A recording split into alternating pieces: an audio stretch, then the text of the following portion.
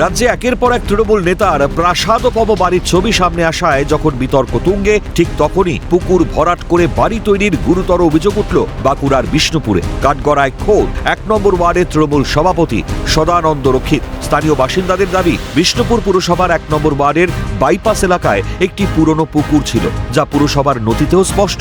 কিন্তু আইনকে বুড়ো আঙুল দেখিয়ে নিজের রাজনৈতিক প্রভাব খাটিয়ে সেই পুকুরটি রাতারাতি বুঝিয়ে ফেলেন ওই তৃণমূল নেতা। শুধু তাই নয়, সেই ভরাট করা জায়গার ওপরই এখন রমরমিয়ে চলছে বহুতল বাড়ি নির্মাণের কাজ। ক্ষুব্ধ এলাকাবাসী ইতিমধ্যেই বিষ্ণুপুর পুরসভায় লিখিত অভিযোগ দায়ের করে এবং অবৈধ নির্মাণ অবিলম্বে ভেঙে ফেলার দাবি জানিয়েছেন। সাবেক দাগ, এই দাগেতে পুকুর ছিল, সে পুকুর ভরাট করে টোটালি কনস্ট্রাকশন করছেন। পৌরসভা আমরা মাস পিটিশন দেওয়ার পরও তার কোনো কাজ হয়নি। সেই জন্য আমাদের অভিযোগ যে এটি যেন ইমিডিয়েটলি যেন বন্ধ হয়। তৃণমূলের সভাপতি শ্রী সদানন্দ রক্ষিত, ইনি প্রভাব খাটিয়ে যে প্রাক্তন এমএলএ ছিলেন, ওনার প্রভাব খাটিয়ে বিল্ডিংটি শুরু করেছেন। আগে প্রতিবাদ করলেও কোনো প্রতিবাদে কোনো ওদের সুরাহা পাওয়া যায় নাই মিউনিসিপ্যালিটির তরফ থেকে। কি মিউনিসিপ্যালিটি টোটালি সাপোর্ট করে গেছেন, যার জন্য এই পরিস্থিতি দাঁড়িয়েছে। তাই আমরা এখন আমরা প্রতিবাদ করেছি। এই প্রতিবাদ করার ফলে এখনো পর্যন্ত কোনো কাজ হয়নি। জলাশয় তো মানুষের প্রয়োজন আছে না, আর সেগুলা যদি ভিটিয়ে বা যদি কোনো প্রভাবশালী খাটিয়ে যদি দখলদারি করে যদি ঘর করে নেওয়া যায়, কিনতে পারে মানুষ, পুকুর চাষ করতে পারে, সেটা নিয়ে কোনো অসুবিধা নেই। মানুষ পুকুর তো জনগণের জন্যই, সাধারণ মানুষের জন্য, গ্রামের জন্য, পাড়ার জন্য। তাহলে এই বিষয়ে যদি কাজগুলো করে থাকে, যেমন সদানন্দ রক্ষিত, ও তো রাজনীতি একটা ব্যক্তি, আর ওনাদের মতন লোক যদি ভুল করে থাকে, তাহলে সাধারণ পাবলিকরা কি করবে? প্রবাদ কাটিয়ে ভয় দেখে এমএলএ ছিল, সরকার ছিল ওনাদের, সেই বিষয়ে কতটা ভিতর থেকে ওরা করেছে ঠিক আছে। আমরা কিন্তু মিউনিসিপ্যালিটি আমরা অবজেকশন জানিয়েছিলাম, কিন্তু মিউনিসিপ্যালিটি থেকেও কিন্তু আমরা কোনো সুরাহা পাইনি। আমরা চাইছি যে অবিলম্বে যে পুকুরটার মতো পুকুর যেন হয়।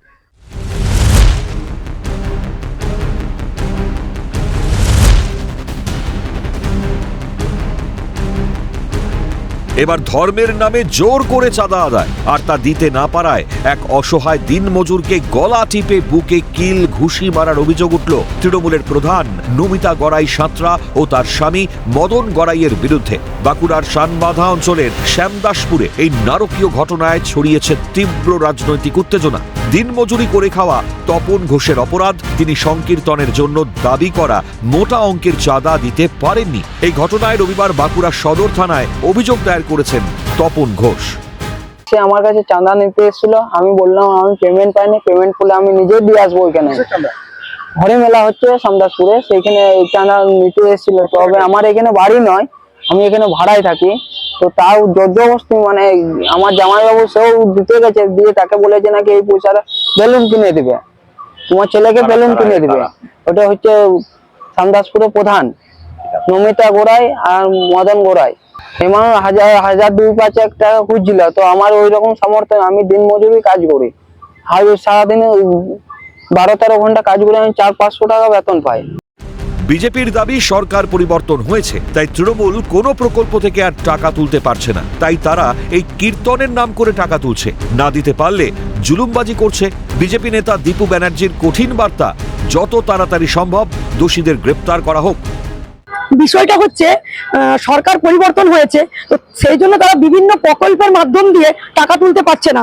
তারা এখন এই ঠাকুর কীর্তন, হরিকীর্তন এই সকলের নাম করে বিভিন্ন মানুষের কাছ থেকে টাকা তোলার চেষ্টা করছে। আর মানুষ টাকা দিতে না পারলেই তাদের উপর এইরকম ভাবে জুলুমবাজি করছে বা এইভাবে গুন্ডারাজ চালাচ্ছে বলতে পারেন। আমি পুলিশের কাছে দাবি জানাই যে ইমিডিয়েটলি প্রধানকে ও প্রধানের স্বামী মদন গোড়াইকে দুজনকে গ্রেপ্তার করা হোক।